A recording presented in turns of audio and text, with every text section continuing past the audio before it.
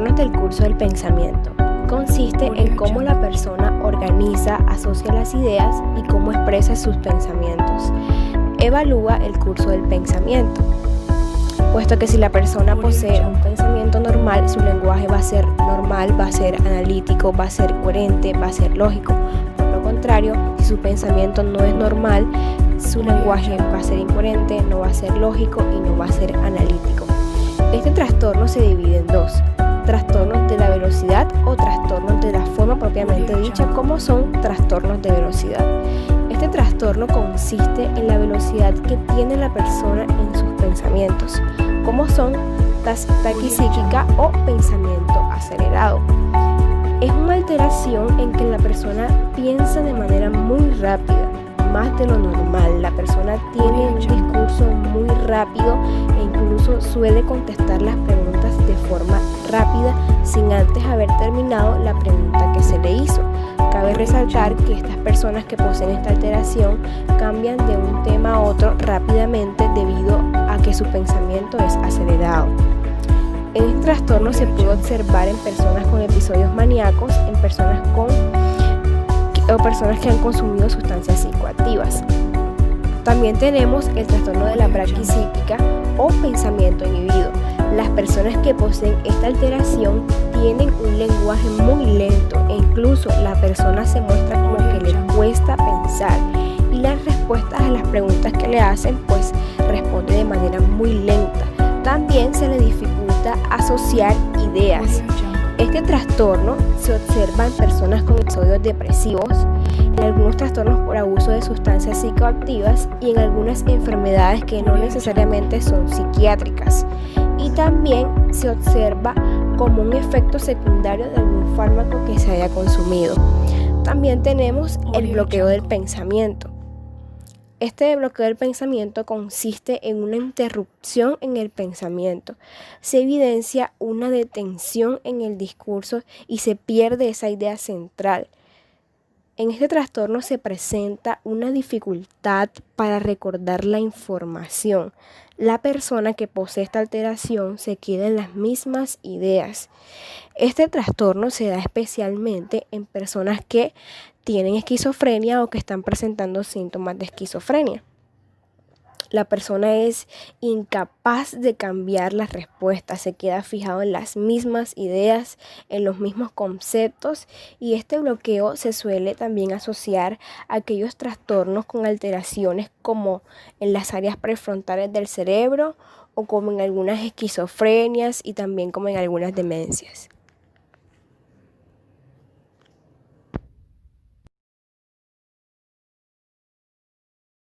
Alteraciones o trastornos de la experiencia del pensamiento. Son experiencias psicopatológicas de difícil exploración. Las alteraciones más importantes son difusión del pensamiento. El paciente experimenta que sus pensamientos se difunden fuera de su mente, de manera que pueden ser escuchados por otros. Es una experiencia pasiva, en el sentido de que no es deseada, sino experimentada. El paciente cree que sus pensamientos son conocidos por los otros. Estos pensamientos llegan a los demás por telepatía o bien directamente por artificios mecánicos. Ejemplo, un paciente esquizofrénico manifiesta: usted, como los demás, sabe lo que yo pienso. No tengo necesidad de hablar.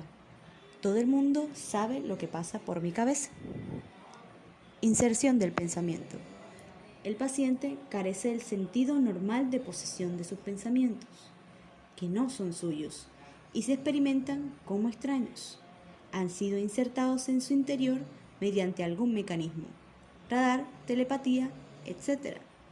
Ocurren cuando el paciente piensa que sus pensamientos tienen un origen ajeno, en el exterior, es decir, que le son impuestos. Ejemplo, yo no pienso. Son ellos los que piensan por mí. Ellos hacen que piense lo que pienso. Robo del pensamiento. El paciente cree que alguna fuerza externa le ha sacado los pensamientos de su cabeza, de manera que no tiene pensamientos. Es una experiencia pasiva, experimentada aunque no deseada. Pero, a diferencia de la difusión, hay un sentimiento de robo real. que puede ocasionar explicaciones delirantes. Ejemplo, si me roban mis pensamientos, yo ya no puedo hablar. Mi cabeza se vacía de ideas. Lectura del pensamiento. El paciente vivencia que los demás conocen sus pensamientos o que pueden leer su mente. Ejemplo, los demás se ríen de mí. Los pensamientos hechos, la difusión del pensamiento, el robo del pensamiento y la lectura del pensamiento son consecuencias de la pérdida de la actividad del yo.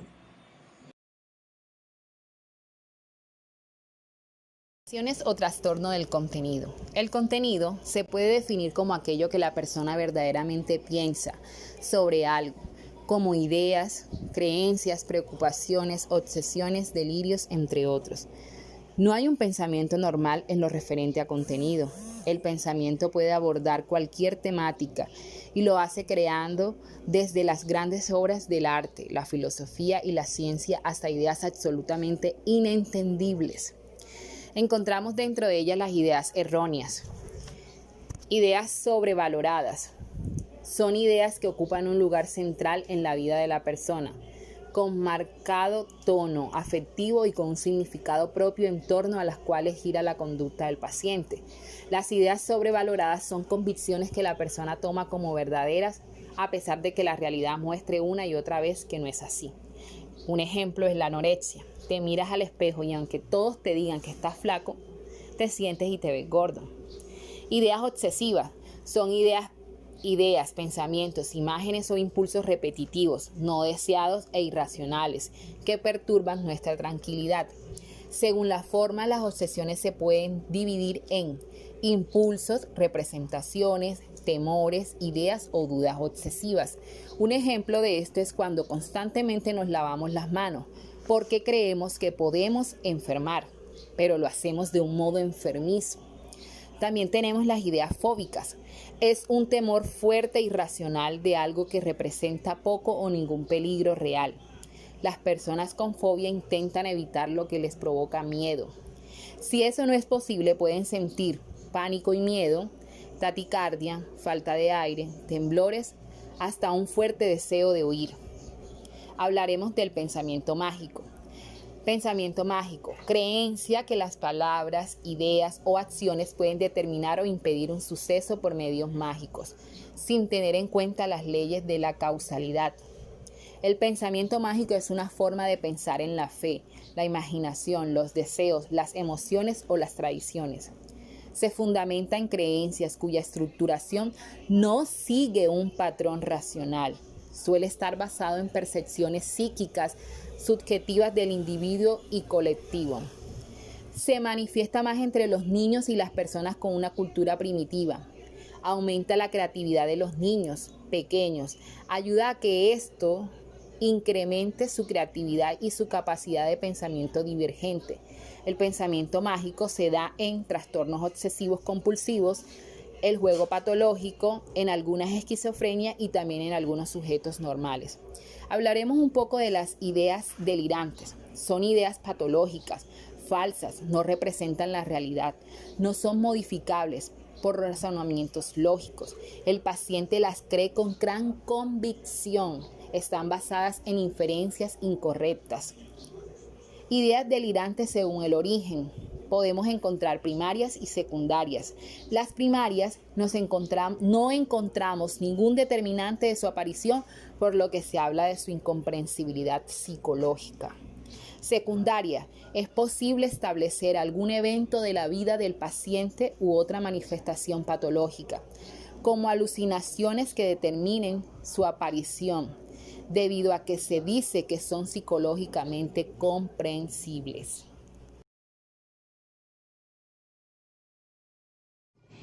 Delirios.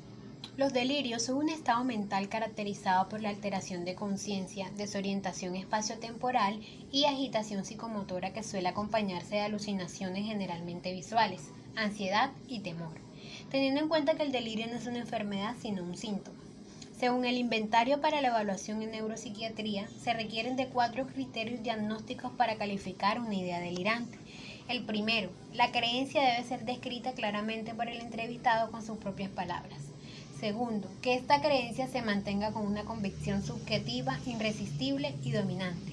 Tercero, esta creencia no es susceptible y si lo es, muy escasamente es modificada por la experiencia.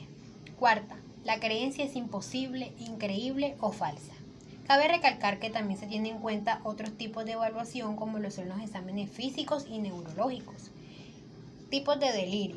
Teniendo en cuenta la cantidad de delirio, empezando por los más comunes como lo son el delirio de culpa, persecución, ruina, control, celos, somáticos o de grandeza, o místicos religiosos. Definiré los que son menos comunes.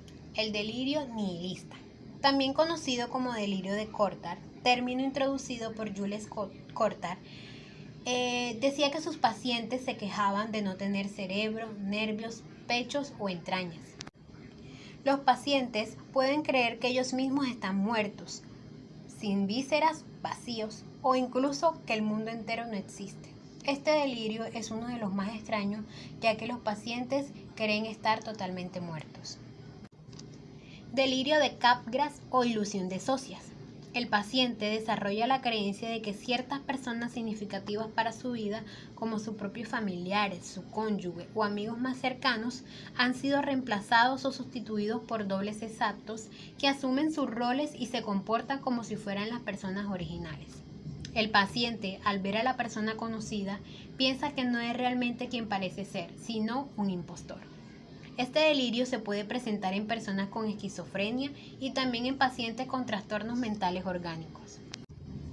Delirio eurotomaniático. Su tema central es la idea delirante de que una persona está enamorada del sujeto, en este caso la paciente. La idea delirante suele referirse a un amor romántico idealizado, una unión espiritual más que una atracción sexual.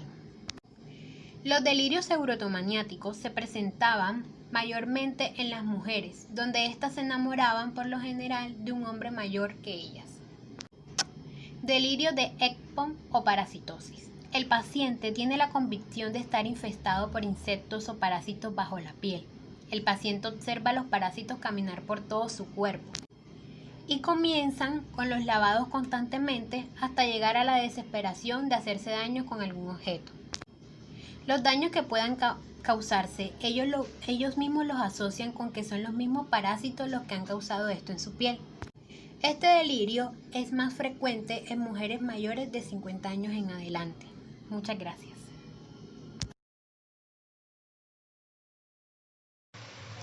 Alteraciones o trastornos en la forma. Aquí se evalúa la direccionalidad y la continuidad del pensamiento. Los trastornos más significativos pueden ser como el pensamiento circunstancial. Aquí la persona tiene la tendencia a hacer hincapié en los detalles, sin conseguir expresar de forma clara la idea principal. Un ejemplo sería las personas que sufren como de esquizofrenia. También tenemos el pensamiento tangencial. Este trastorno del pensamiento, en el cual se observa el flujo de ideas relacionadas entre sí, estas están al margen del tema en cuestión, el cual no queda nunca claramente definido, ni se vuelve a tomar. Aquí la impresión al observar al paciente, él lo que va a hacer es evitar conscientemente o inconscientemente tocar el tema del que se aleja. Y un ejemplo de esto sería un paciente esquizofrénico interrogado acerca de la gente que lo persigue a él. En un lenguaje laxo y al mismo tiempo tangencial se refiere como a los brujos cuando ellos comienzan a decir tué al atardecer. Otro trastorno es el de perseveración.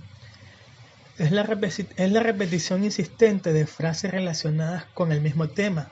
Al cambiar el tema, pierden su sentido. El paciente se queda anclado en una idea a la que esta no puede renunciar. Lo presentan personas con esquizofrenia o trastorno obsesivo compulsivo. Otro trastorno puede ser el de disgregación. Es una desorganización de los procesos del pensamiento.